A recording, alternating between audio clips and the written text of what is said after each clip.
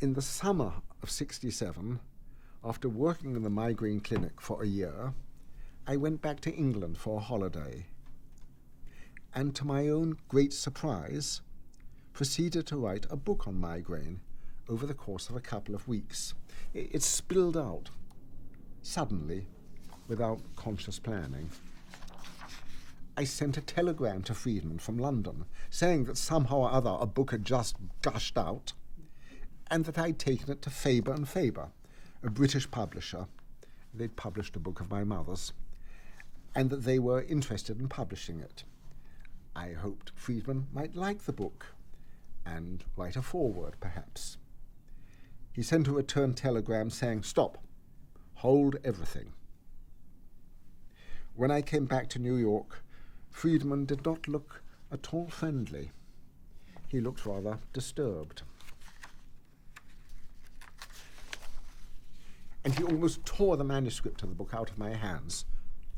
"Who did I think I was to write a book on migraine?" he demanded. "What presumption!" I said, "I'm sorry, it just happened." He said that he would send the manuscript out for review to someone very high up in the migraine world. I was very taken aback by these reactions. A few days later, I saw Friedman's assistant photocopying my manuscript. I didn't pay much attention, but I noticed it. About 3 weeks later, Friedman gave me a letter from the reviewer from which all identifying characteristics of the sender had been removed. It was a letter lacking any real, constructive, critical substance, but full of personal and often envenomed criticism of the book's style and its writer. When I said this to Friedman, he replied, "On the contrary, he is absolutely right. This is what your book consists of. It's basically trash."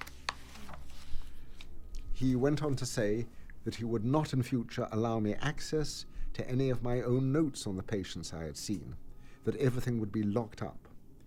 He warned me not to think of going back to the book, saying that if I did, he would not only fire me, but see that I never got another neurological job in America. At that time, he was chairman of the headache section of the American Neurological Association, and it would indeed have been impossible for me to get another job without his recommendation. I mentioned Friedman's threats to my parents, hoping for their support. But my father, in what I felt was a rather cowardly way, said, "You better not anger this man. He could ruin your life." So I suppressed my feelings for many months. These were among the worst months of my life. I continued seeing patients,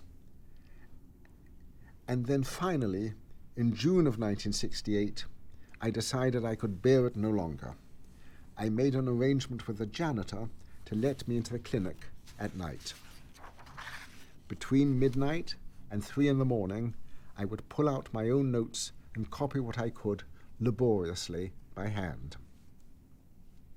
I then told Friedman that I wanted to take a long holiday in London, and he immediately demanded, "You going back to that book of yours?" I said, "I have to. It'll be the last thing you do," he said.